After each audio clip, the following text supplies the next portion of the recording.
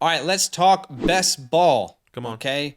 If you haven't played best ball before, that's okay. It's actually our first year playing as well. And if you want to join us, how about you draft with us over on Underdog? Use our promo code LAND and you'll get your deposit matched up to $100. Yeah. We'll put a little graphic on the screen here. And then also our sign up link is in the description. But we're going to give you 4 players, 2 each, that we keep drafting in best ball formats. Correct. We're doing in the puppies. And just $3 drafts, $1 drafts, Best Ball Mania. Yeah. We keep drafting these players at their ADP. I'll go first. My first one, Treylon Burks, baby. Treylon Burks, cuz. This is a player that I was worried his ADP would get out of control. But I think what's incredible for people like me, and maybe you if you're watching, who really love Treylon Burks' talent, is that all the reports this offseason, until about a couple weeks ago, were negative, and that plummeted his ADP. If those reports didn't come out, you're seeing Treylon Burks right where Drake London is, directly by Drake London. But these reports that came out give you the extra bonus to get this value, okay? Underdog ADP, he's a wide receiver 43. My best ball rankings, he's my wide receiver 31. So I am 12 spots higher than the general community over on Underdog. Right. But let me tell you why I keep drafting this player. Firstly, the opportunities are in front of Treylon Burks. Let's look at Ryan Tannehill's pass attempts the last 2 years per game. Okay, in 2020, 30 per game. In 2021, 31 per game. Let's meet in the middle and say he's at 30 and a half pass attempts per game. Okay, now you look at the vacated targets from last year. A.J. Brown, 8.1 targets gone. Julio, almost 5 targets gone. Anthony Fisker, Chester Rogers, Jeremy McNichols, all these guys who are gone, that's 21.2 targets vacated, okay? Now you add Robert Woods. Will he be the same player after the ACL? We don't know. He was averaging 7.5 targets per game last year. I don't think he's going to get that many, but you have to account for him.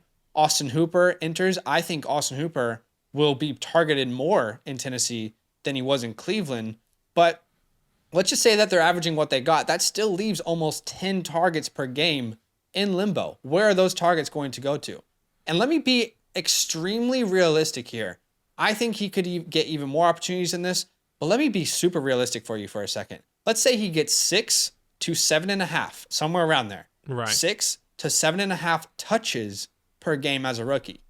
Maybe he ends up around 102 targets, somewhere around that range, okay, in a 17-game season, assuming he stays healthy. Players last year who finished with similar targets, you're looking at A.J. Brown. Remember, he was injured, okay? Right. Tyler Lockett, Amari Cooper, Devonta Smith, Adam Thielen, Tyler Boyd. And the average between all of these players, if you add them together where they finished, wide receiver 26 to 27. Right. So the opportunities are there for him to absolutely meet and go beyond his ADP right now. And let's talk about Treylon Burks as a player. The NFL has already seen players pave the way for Treylon Burks to dominate. Maybe not this year, but he's still going to be good. Okay, still a good value right now. But think about it. Players like Deebo Samuel, Cordero Patterson, even A.J. Brown at times. My pro comp for Treylon Burks before the NFL draft was A.J. Brown. Okay, now the more I think about it, I feel like you can use Treylon Burks with sprinkles of all these different players.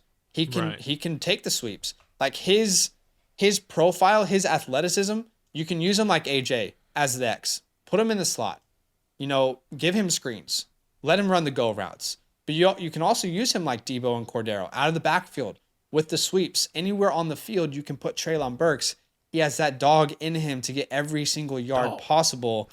Dog. But this is a team who has had success with a rookie wide receiver in A.J. Brown. And again, I am not saying Treylon Burks is A.J. Brown. Don't hear what I'm not saying.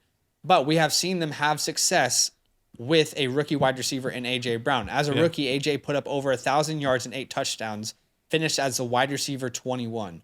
Right now, my rankings of Treylon Burks, wide receiver 31 in best ball, being drafted as a wide receiver 41. I don't see a reason why he cannot finish as the wide receiver 25 to 30 this year, when he likely has one of the easiest pathways to targets of any of these rookie wide receivers. So Give me Treylon Burks. I have him in a ton of best ball drafts.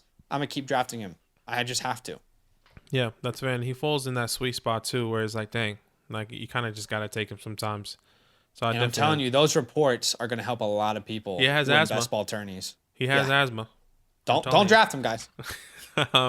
My first player for me that I keep walking away in best ball for me is Ken Walker. Ken Walker, the real estate agent, whatever you want to call him. You know, State Farm guy. We have a little ongoing joke in our community. Only we call him that, by the way. Yeah, I know. We have a little ongoing joke in our community. But underdog ADP, RB36, my best ball rankings. He's my RB34. Look, I really like Ken Walker, and I think I keep saying this. I've said this multiple times in other videos, especially in our live streams. I kind of compare him to like the James Conner situation and Darrell Williams with Rashad Penny and Ken Walker. It's not if, it's when, Rashad Penny is going to get hurt. One thing I keep saying about Rashad Penny is that he has a massive and a long injury history throughout his whole career. The only season he's played almost a full season, really still hasn't even played a full season, was his rookie year. He was a first-round draft pick, Rashad Penny. I think it's a little bit different now, obviously, with the injuries. He just needs to stay healthy. It's his availability, which this is why it keeps bringing me back to Ken Walker.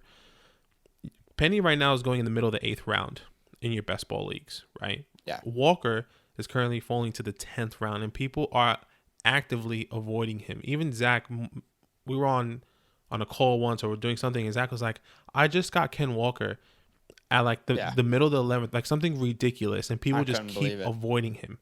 And it happens to me as well. It happens in a lot of our best ball drafts, in my best ball drafts, to where it gets to the point where it's like Ken Walker is falling to becoming, I'm drafting him as my RB4 sometimes my RB3. And I think that's incredible value, especially for a guy that had a phenomenal college profile, right? So I'll go back to Rashad Penny here. Still a really good performances this past year. He was a top, what was it? He finished RB1, RB2 in those last weeks from 13 to 18. It was incredible for sure. But I did this last time, and I really want to break it down for you to give you context, because I think it is important. And maybe it was the luck of the draw, maybe it's whatever the case may be.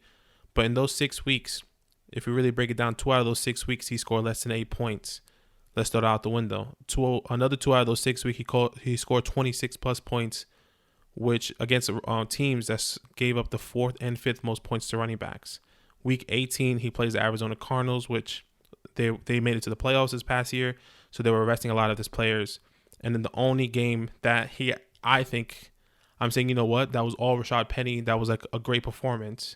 Not knocking him, once again, not knocking him with all those other performances. Well, but still, kind of are. Let's be honest. I kind of am, but still, are knocking him there. But still, I'm giving him the benefit of the doubt. Is the Chicago Bears, and that was a snow game, which is phenomenal.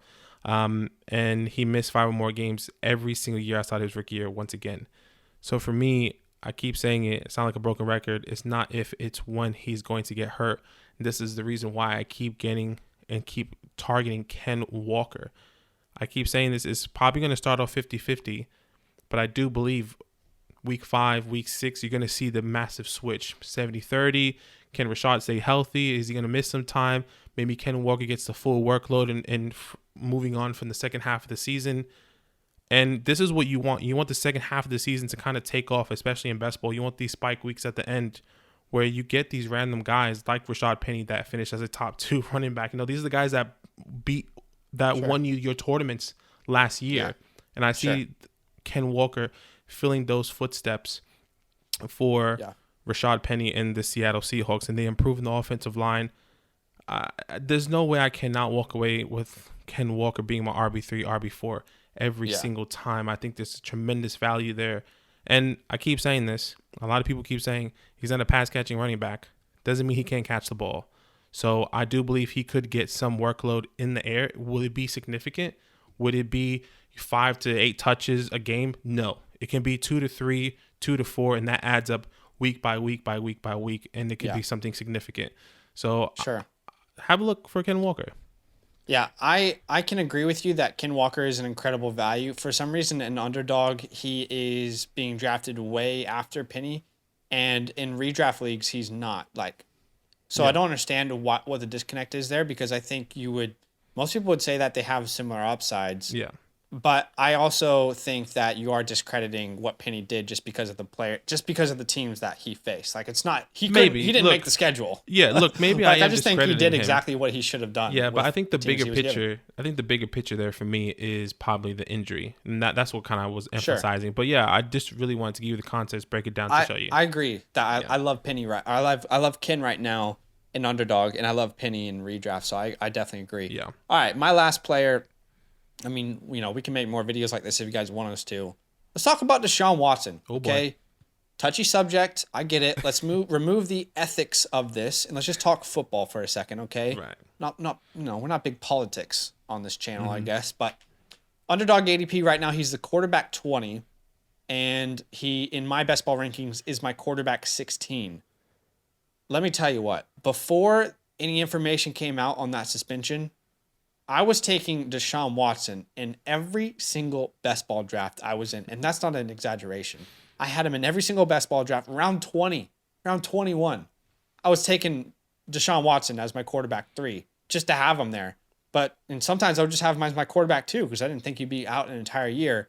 Now he's getting up a little bit higher, but I still think he's good value, and right now is a great time to get in. But right now, the risk reward baked into his ADP is incredible. Okay. Yeah. Late rounds of best ball drafts, I'm always looking for a player like this. Low risk, high reward. The good thing about Watson is there's no risk in his actual play. There's only risk in the suspension. Okay. For sure. We're not taking a shot on an unproven fantasy asset. 2018, the quarterback 4. 2019, the quarterback 5 on the year. 2020, the quarterback 5 again, with Will Fuller as his wide receiver 1. In those 3 years alone, he completed 68.6% of his passes and had over 100 total touchdowns. Okay. And when you're entering these tournaments like Best Ball Mania, the puppy drafts, the Dalmatian, whatever you're entering these tournaments wise, you do want someone in the playoffs that has this kind of upside like Deshaun 100%. Watson. You make money in those tournaments in the playoffs, guys, okay? Obviously, you have to get there, okay, but you make your money in the playoffs. He has top 5 upside every single week in the playoffs this year. That is where the money is won. Let me ask you, what truly is the upside of the other quarterbacks going around Watson right now, okay? Are they really going to help you win these tournaments in the playoffs? Yeah. Matt Ryan is going around him. Daniel Jones, Mac Jones, Jared Goff. Do any of these quarterbacks, are any of these guys going to be the reason that you win money on underdog this year? Like genuinely. Right. Are they going to help you in the playoffs? Are they going to help you reach that championship? Personally, no, I don't think so. And I think that Deshaun Watson has a much clearer upside, a clearer ceiling. If he plays, he will be top 5 every week. Like that's his upside. I'm not saying he will be, but he has that potential every single week. Lastly, let's talk about roster construction. What strategy do you want to do in your best ball drafts? I advise that you do a bunch. But Correct. Truly, it doesn't matter what strategy you're doing because he works with every single strategy. Do you want to go heavy running back wide receiver? Do you want to go 0 running back wide receiver? Do you want to go hero running back? Double hero running back? It doesn't matter what you do because you can completely fill out your roster, and then you're in round 14 onwards taking a shot on Deshaun Watson as your quarterback 2, and you've already got a solidified quarterback, let's say round 5 to 6 to 7. Watson's your quarterback 2. He's going to absolutely kill it in the playoffs. And I think right now is a really good time to go draft him in best ball because we don't have clarity on the suspension just yet. Yeah. If we get clarity on the suspension and it turns out it truly is only 6 games, he will be much higher in underdog's ADP. He will probably be quarterback 12 or something around there, I imagine. Okay. Right now he's quarterback 20. So it's an incredible time right now to do a bunch of drafts and go get Deshaun Watson.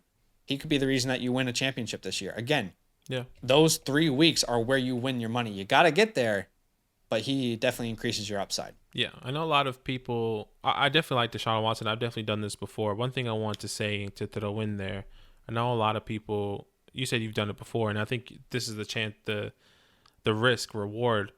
I actually, when I do draft Deshaun Watson, I always go 3 quarterbacks just in case. It may mess up the strategy.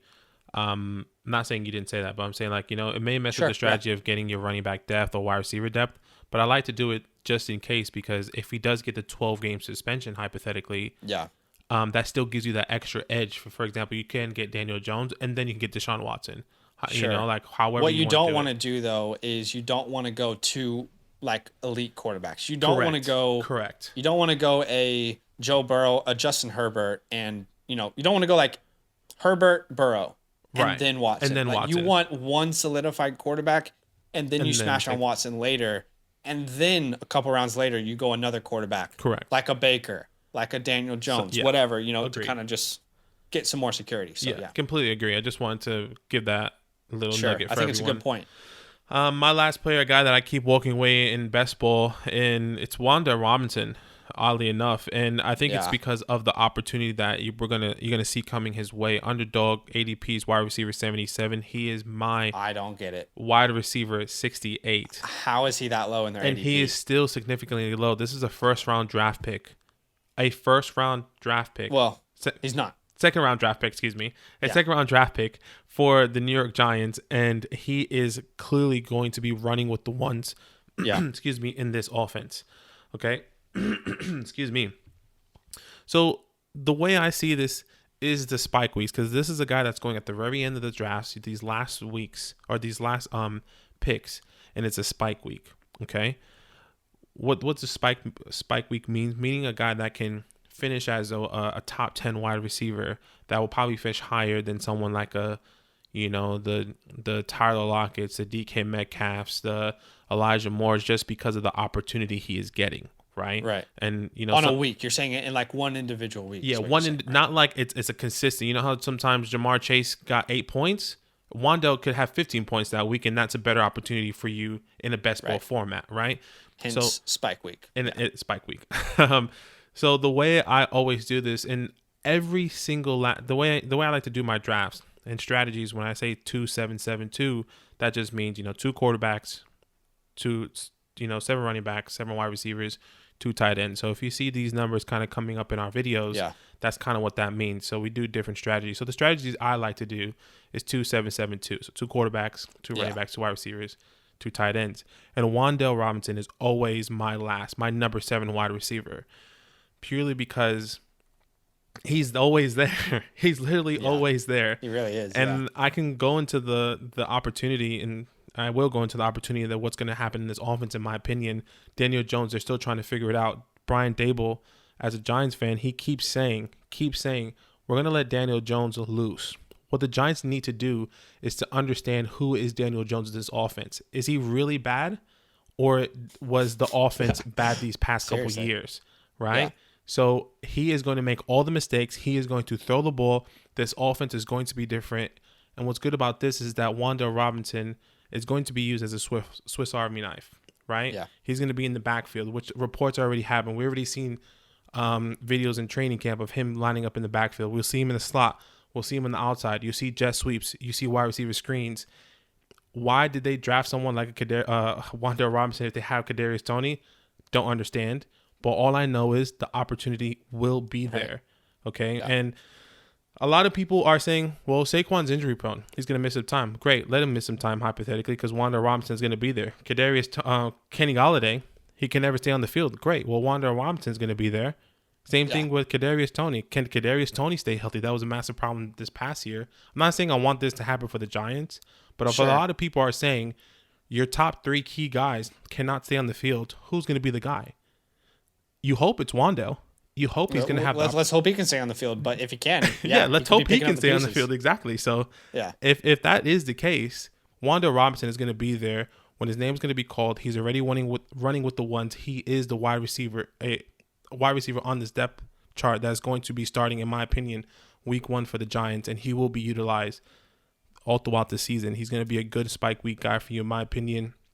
I'm taking Wan'Dale Robinson every single day. I love the upside here, and the yak after the catch, I think it will be incredible, kind of like Kadarius Toney. The shiftiness, the small, it's going to be hard to tackle him. Yeah. Guys, wide receiver 77. Do you know what I mean? Like, wide receiver 77. That is ridiculous. This is most people's 6th or 7th wide receiver. And I agree. The reports out of camp is that he's going to be used in some creative ways. I still don't understand what that's going to be, but we're talking about wide receiver 77.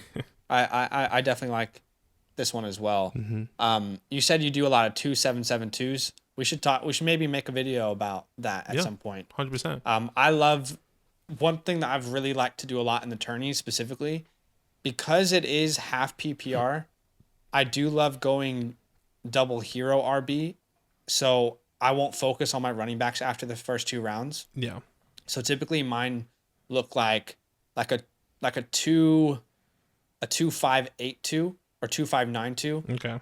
If that's right, 2-6-9-2, 9-2, something like that, or 8-2. Yeah. So I typically smash those wide receivers. But anyway, maybe we should make a video about that. But guys, let us know if you like this. We're doing a lot of live streams about best ball as well. So subscribe to the channel and maybe you can join us. Yo, what's good? Thanks up? for watching. We got a lot more videos. A lot more. If you want more videos, Watch now, it. You can also subscribe Right now. if you want to. You need to. And lastly, don't forget that you can sign up to support the show and get exclusive content by going to patreon.com/FantasyLand fam.